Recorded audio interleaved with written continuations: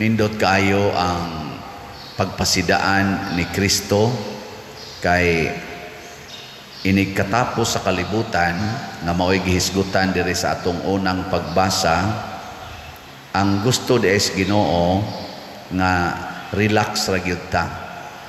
Siya ay gyud mo kabalaka, nya ayaw mo karatol, ug naamoy madunggan nga gubat, kagutom, kamatay, relax lang gyud mo. So unsaon ka nato pag-relax, no? Kung mudaguok na nirong kalibutan, nya magkalinog-linog na magsige nagkurog ang yuta. Hinumdom gani ko sa una nga nagmeeting may mga pari o kuyog sa mga obispo, nya nikalit og linog nangatipak ang kadtong gagmayng simento sa among gimitingan nga room dito sa Seminaryo Mayor na agyoy pipila namo nga galisod og ginhawa sa kakulba, sige duk-duks-dughan la kulba gyud kulba. Nagato ko ang ganito mga siguro mga 15 seconds or 10 seconds ba to nga kurog-kurog mura na kuan nga ratol og maayo. Unsa nakahagmudaguok na gyud tibok kalibutan, pero ang Ginoo niingon relax lang. Unsaon ka nato pag-relax? So makita na nato sa dihang gipatay si Kristo, gitorture, relax ra siya. Si Maria nga nagtan-aw sad sa pag-torture sa iyang anak, makaingon tang relax ra. Nganuman, wa mo yaw-yaw, wa mo damag, wa masuko. Nya ang usa ni ana nga mga timailhan, ang mga apostoles ug ang nagsunod nila nga mga magtotoo sama ni Santa Cecilia. Kana bang gitorture sila. Gani gischedulan nga mao na ning adlaw nga patio na ka, putla na ka sa liog, orbitayo na ka. Samtang naghuwat sila ni anang mga adlaw kung atong basahon ang kinabuhi sa mga martir, samtang naghuwat sila sa ilang schedule sa kamatayon, relax ra gyud kaayo. Gani inig-abot na gyud sa adlaw nga naa na gyud sila, sukda-suknaon pa gyud na sila, ingnon pa gyud na nga saman mo give up ka, kay kung mo give up ka tagaan ka na mo kinabuhi. Di gina sila moingon nga muundang, mo padayon ra gyud nga musulti, relax kaayo. Unsa may hinungdan nga sila relax kaayo? Ang kining atong tubag sa Salmo, dako kay ni siyang ikatabang, matud pa diri sa atong tubag, muabot ang Ginoo aron paghukom sa yuta. Kani manggong makaparelax nato, kana bang kahibaw ta unsay atong dangatan inig human sa atong gibuhat. Pananglitan kanang mga manag-uyab, tanawang manag-uyab nga maghimo og premarital sex. Unsa may naas ilang hunahuna samtang nagbuhat sila ana, tago ta, di ta magpakita na inom dihag pills. So naa ang kabalaka. Pero ang tao nga nahibaw nga ang iyang gibuhat maayo, atubangan sa tao nga mohukom niya, nga iyang gituuhan nga maghuhukom nya, kahibaw siya nga ang hukom favorable, mo padayon siya buhat ana nga wa gyoy kabalaka, way kahadlok. Rago na mga manuyupay sad, kanang musuyop ba? Asa man na musuyop diha sa anang kuan, kanang atubangas tanan nga hibaw man siya nga sayop ang iyang gibuhat.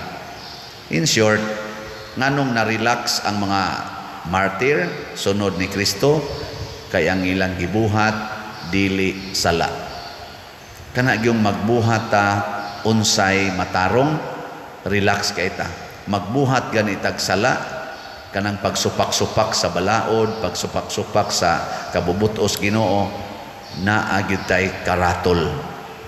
Niya ikaduha, kahibaw ang mga martir, kahibaw sad ang mga santos nga ang hukom sa Ginoo batok ni adtong mga tao nga nagtorture nila o nagpatay nila makalilisang. ang hukom, kay ibanlod man sila sa impyerno. Gani daghan mga martir sama ni Santa Cecilia nga samtang gitorture siya, nagampo alang sa kaluwasan sa nagtorture nila. Common kay nila nga phrase, pupariha ani nga phrase sa ilang isulti, Ginoo, ayaw sila pakasada sa akong kamatayon. Murag mo gini ang common kay nila, ilang iampo nga makaamgo unta ang nagpatay nila sa maong sala. Ninduta anig mo ni gamiton sa mga asawa og sa bana, no? Nanglitan ang bana, mga bit niya ang asawa, relax ra kaayo. Kaya nga naman, wa man siya mga bit, nganong siya man oy maratol. Ana, niya moingon din ang asawa, Ginoo, kaloy iintaw ning akong bana kay padung narabanis impierno og ang iyang kabit nga unta mo makaamgo sila. Ana, nya di sad makaamgo, moingon ra yung asawa, relax ra gyud kong magantos kay wa man ko magbuhat og sala sa atubangan nimo Lord, maayo man ko. O mo sa na isultis bana, nanglita ng asawa sa mga bit, relax ra pud ang bana nga mudawat sa asawa nganuman wa man siya magbuhat og sala. Kanus aman ang bana suko kay sa asawa basta masakpan nga naay kadit-dit nga laki, kun kanang maong bana nagbisyosan. Kanus aman sad ang asawa nga magsigig kasuko, yaw-yaw siyang bana kun ang iyang bana nagbisyo, kun kanang asawaha daghan sagsala, sama anang pagkamaritis, pagkamaterialistic, pagka-ambisyosa, pagka-possessive, pagka-domineering, o kana mga sala man na. Mao na ang resulta, magyaw-yaw og maayo. Kanus aman sang pari marelax kon way sala. Mo na mopalit mog slat o dili, relax ra gyud ko. Pero maratol nako, pasabot ana sad aning paria. Mo na siya. Nya kamo kumusta man mo? Relax o ratulon? Sad-an o way sala? Mo na atong itubag sa tong kaugalingon. Sige, manindog na ta. Mga igsoon, ang atong kusog gikan sa Dios ug mobarog kita taliwala sa mga pagsulay uban kaniya. Busa malaumon kitang moingon, pamatia kami Ginoo. Pamatia kami Ginoo. Moabot ug mokuso-kuso sa pagtuong Kristohanon, mga muyo kita sa Ginoo. Pamatia kami Ginoo. Alang sa atong nasod nga nagkalisod-lisod nga mobarog ug andam nga mosagubang sa mga kalisdanan, mga muyo kita sa Ginoo. Pamatia kami Ginoo.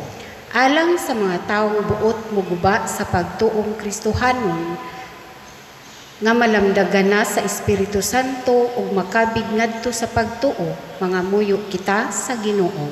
Pamatia kami Ginoo.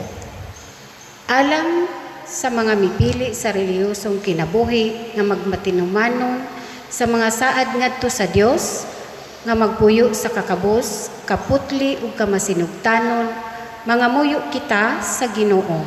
Pamatia kami Ginoo. Alang kang halangdong Teofilo kamumot nga isipon unta sa Ginoo, nga takos nga mabayaw ngadto sa altar sa mga santos, mga muyo kita sa Ginoo. Pamatia kami Ginoo. Alang sa mga proyekto dinhi sa atong simbahan nga pinaagi sa pangama ug pagiya ni San Vicente Ferrer, magmalampuson ug mahuman unta sumala sa atong giplano ug gipangandoy, mga muyo kita sa Ginoo. Pamatia kami Ginoo. Alang sa tanang mga benefactors ug donors sa atong simbahan nga mihatag og financial ug lain-laing hinabang ug alang sa mga nagtrabaho dinhi sa atong mga proyekto, nga hatagan unta sila sa Ginoo ug daghan pang mga grasya sa ilang kinabuhi, malikay sila sa mga kadautan ug mulampos unta sa tanan nilang mga paningkamot, mga muyo kita sa Ginoo. Pamatia kami Ginoo. Alang sa mga nangamatay nga makadangat na sa kapahulayang dayon, mga muyo kita sa Ginoo. Pamatia kami, Ginoo.